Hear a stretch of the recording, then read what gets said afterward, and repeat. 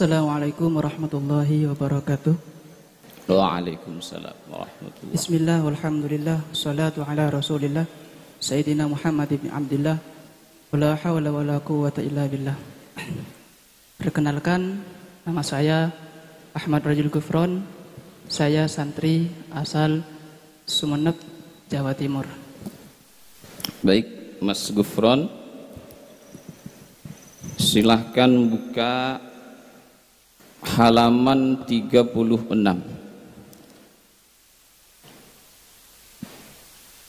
Halaman 36. Di situ ada bab tentang hukum-hukum ghosab.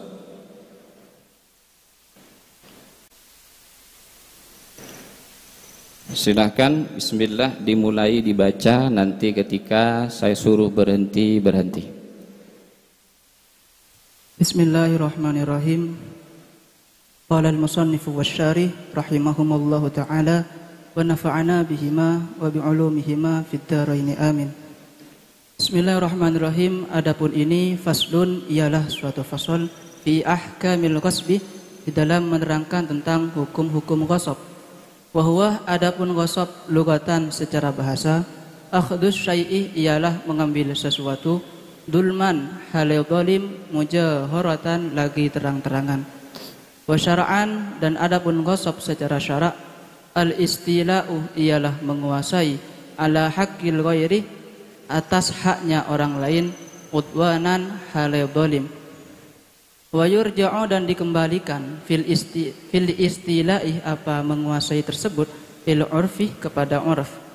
Wa dakhala, dan masuk, fi haqqil ghairi, di dalam haknya orang lain, ma, apa sesuatu, yasihhu, yang sah, wasbuhu, apa mengosop ma, mimma, berupa sesuatu, laisa, yang tidak ada apa ma, bimalin, ialah harta, kajil dimaitatin, seperti kulitnya bangkai. Wa kharajah, dan keluar, bi'udwanan, dengan kata-kata udwanan, al-istila'u, apa menguasai, ala malil ghairi, atas hartanya orang lain, bi'aqdin, dengan akad. Waman, adapun barang siapa, wasabah, ialah menggosok siapa man, malan, terhadap harta, li ahadin, miliknya orang lain, lazimah, maka wajib hu, pada man, radduhu, apa mengembalikan emal, limalikihi, terhadap pemiliknya emal, walau gharimah, sekalipun menanggung siapa man, ala raddihi, atas mengembalikan emal, ad'afa qimatihi, kepada berlipat-lipatnya harganya emal. Walazimah, dan wajib hu, pada man, ayudan hale juga, arsyu naksihi, apa mengganti kekurangannya emal, inna qosoh, jikalau berkurang apa emal. Kaman, seperti orang, wasabah, yang menggosok siapa man, sauban, kepada baju, fala bisa, lalu memakai siapa man, hu, kepada saub, au naqosoh, atau berkurang apa saub, bighairi lubsin, dengan tanpa dipakai. Walazimah, dan wajib hu, pada man, ayudan hale juga, ujratu mislihi, apa membayar upah semisal emal. Cukup. Yang pertama, sebelum ke pertanyaan tentang sintaksis bahasa Arab atau nahwu sharafnya, terlebih dahulu silahkan, saya ingin tahu sejauh mana pemahaman adik Gufron tentang teks yang dibaca tadi. Silahkan dijelaskan secara singkat kesimpulan dari teks yang dibaca. Bismillahirrahmanirrahim. Baik, di dalam fasal ini akan diterangkan tentang ketentuan-ketentuan ghasab, yang mana dalam redaksi yang telah saya baca barusan itu mencakup dua hal penting. Yang pertama mengenai tentang definisi dari ghasab itu sendiri, kemudian yang kedua tentang kewajiban bagi orang yang telah menghasab barangnya orang lain. Jadi ghasab secara bahasa itu adalah mengambil sesuatu dengan cara yang zalim lagi terang-terangan. Sedangkan menurut syarak, ghasab adalah menguasai haknya orang lain dengan cara zalim yang mana menguasai tersebut itu dikembalikan kepada urf. Kemudian sesuatu apapun yang sah untuk dighosab, dalam artian sah untuk dikuasai, meskipun tidak berupa harta, itu tetap masuk dalam kategorinya haknya orang lain. Dan dengan kata-kata udwanan itu mengecualikan terhadap menguasai hartanya orang lain dengan melalui suatu akad. Kemudian orang yang menghosab hartanya orang lain, maka dia memiliki 3 kewajiban. Kewajiban yang pertama, dia harus mengembalikan barang tersebut kepada pemiliknya, sekalipun di dalam hal mengembalikan dia membayar dengan biaya yang sangat tinggi. Kemudian kewajiban yang kedua, dia harus mengganti kekurangan dari barang yang digosok, dengan catatan jika memang barang tersebut berkurang, seperti orang yang menggosok baju kemudian dia pakai. Kemudian kewajiban yang ketiga, dia wajib membayar upah misal kepada si korban. Baik, terima kasih. Pertanyaan yang kedua, tadi sudah dijelaskan definisi tentang ghosab, akhdhu syai'i zulman mujaharatan. Kira-kira Mas Gufron tahu tidak perbedaannya ghosab dengan mencuri? Penekanan ghosab itu ada di lafaz mujaharah, yaitu terang-terangan. Kalau mencuri itu adalah mengambil sesuatu secara zalim, akan tetapi khufiyah, sembunyi-sembunyi. Kalau ghosab adalah mujaharah, terang-terangan. Baik, di beberapa tempat termasuk mungkin di pesantren kita, mohon maaf, ada sesuatu yang ketika kita melihat definisi tadi yang kita sebut dengan ghosab, tetapi ketika kita melihat definisinya itu sepertinya lebih dekat kepada pencurian. Kenapa? Karena kadang-kadang tidak secara terang-terangan tetapi sembunyi-sembunyi, tapi kita menyebutnya dengan ghosab. Ada celah tidak untuk membenarkan istilah tersebut, atau menurut Mas Gufron itu istilah yang keliru? Juga mengenai tentang ghosab, itu harus diniatkan bahwa orang yang mengambil haknya orang lain itu masih berkemungkinan untuk mengembalikan barang tersebut. Akan tetapi jikalau orang yang mengambil harta orang lain tersebut memang tidak ingin mengembalikan, maka orang tersebut atau kasus ini tidak bisa dikatakan ghosab, akan tetapi sudah masuk dalam kategori pencurian. Baik, kalau di bajurinya itu ada penjelasan tambahan bahwa ada di keterangan lain kata-kata mujaharatan itu tidak disebutkan, tetapi hanya menyebutkan kata dulman. Disitulah pencurian itu secara bahasa bisa disebut juga sebagai ghosab.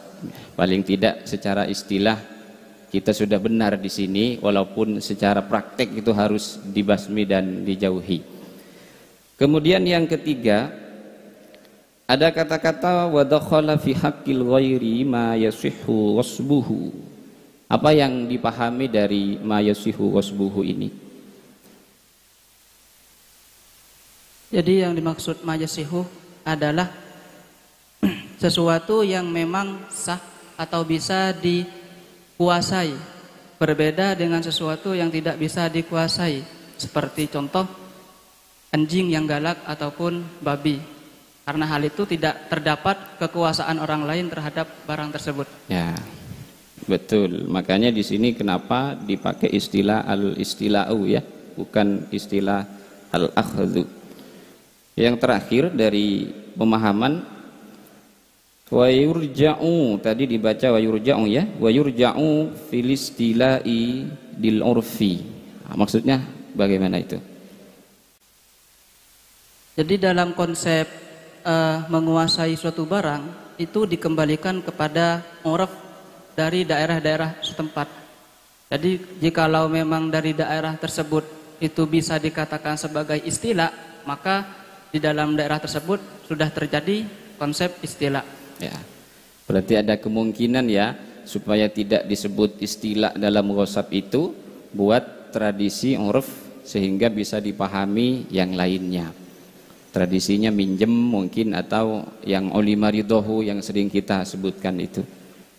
Baik, kita beralih ke pertanyaan nahwu sharaf. Saya hanya ingin membatasi 4 pertanyaan saja, 4 lafadz saja. Selain karena waktunya terbatas, juga mengingatkan kepada skor timnas kita tadi malam 4-0. Yang pertama ada zulman. Zulman, ketemu? Ini kalimat apa menurut Mas Ufron? Kalimat isim. Tandanya apa? Tanwin. Tandanya? Tanwin. Tanwin. Dasarnya? Bil jari wat tanwini wan nida wa al wa musnadin lil ismi tamyizun hasol. Sigotnya apa? Sigotnya masdar. Kenapa disebut masdar? Karena dia ada di ketiga di dalam tasrifan. Berarti bisa ditasrif? Bisa. Tasrif istilahi. Bismillahirrahmanirrahim. Dzalama yadlimu dzulman wa madlaman fahuwa dzalimun wa dzaka madlumun idlim la tadlim madlimun madlimun midlamun. Sekarang tasrif lughawi fi'il madinya. Dzalama dzalama dzalamu dzalamat dzalamata dzalamna dzalamta dzalamtuma dzalamtum dzalamti dzalamtuma dzalamtunna dzalamtu dzalamna. Lafadz yang kedua ada kalimat fi ahkamil wasbi. Ahkam itu termasuk isim apa? Isim mu'rab. Isim mu'rab. mu'rab. Dari sisi yang lain, mufrad tasniyah jamaknya. Jamak. Termasuk jamak. Jamak apa? Jamak taksir. Jamak taksir apa? Jamak taksir killah. Kenapa disebut jamak taksir killah? Karena ikut wazan af'alun. Karena ikut wazan af'alun. Hafal dasarnya? Af'ilatun, af'ulu, af'ilatun, af'ulun, fi'latun, af'alun. Af'ilatun, af'ulu, thumma fi'lah, thumma ta'af'alu, jumu'u killah. Kenapa disebut jamak killah? Apa itu jamak killah itu? Jamak killah adalah isim yang menunjukkan makna banyak dari hitungan 3 sampai 10. Dari hitungan 3 sampai 10. Kalau dari hitungan 11 sampai selanjutnya disebut jamak taksir apa? Jamak taksir kathroh. Jamak taksir kathroh. Lafadz yang ketiga, di situ ada kalimat alistila'u. Kedudukannya menjadi apa? Ketemu? Menjadi fa'il. Wa kharaja bi'udwanan, menjadi fa'il. Kenapa menjadi fa'il? Karena jatuh setelah fi'il. Nah, dasarnya? Wa ba'da fi'lin fa'ilun fa'in dhahar fahuwa wa illa fa dhamirun istatar. Termasuk kalimat apa ini?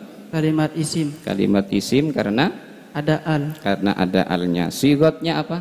Sigotnya masdar. Masdar dari fi'il madi. Istaula. Istaula. Coba ditasrif. Istaula yastauli istilaan wa mustaulan fahuwa mustaulin wa dzaka mustaulan. Istauli la tastauli mustaulan mustaulan. Baik, termasuk bina apa?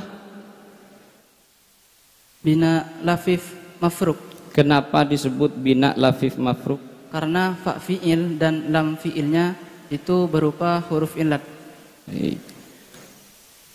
Kalimat yang terakhir ada kata fi haqqil ghairi ma yasihhu ma ya.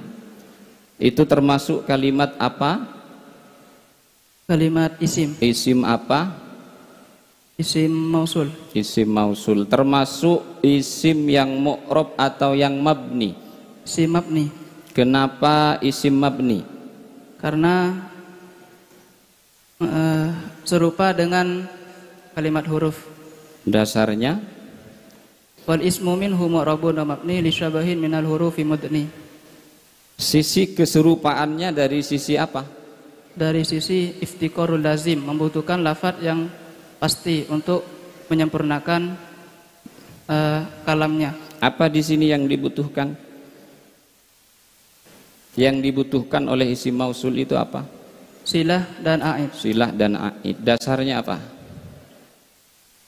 wa kaniyabatin 'anil fi'li bila ta'asurin wa kaftiqarin usila. Baik, terima kasih ya. Pesannya yang terakhir, karena isim mabni dalam satu kondisi jadilah seperti isim yak mabni. Satu sisi isim mabni itu tidak bisa berubah oleh keadaan apapun. Ketika tinggi dia rofa tidak berubah, ketika di tengah-tengah fathah tidak berubah, juga ketika jer dia di bawah tidak berubah. Di sisi yang lain, walaupun punya keunggulan tidak bisa dirubah oleh situasi apapun, Mas Gufron harus tetap sadar karena isim mabni itu, wabil khusus isim mausul itu tetap membutuhkan kalimat yang lain. Kalimat yang lain silahkan tafsiri sendiri, bisa teman, bisa Allah, bisa pasangan. Demikian, terima kasih. Silahkan kembali ke tempat. Assalamualaikum warahmatullahi wabarakatuh. Waalaikumsalam warahmatullahi wabarakatuh.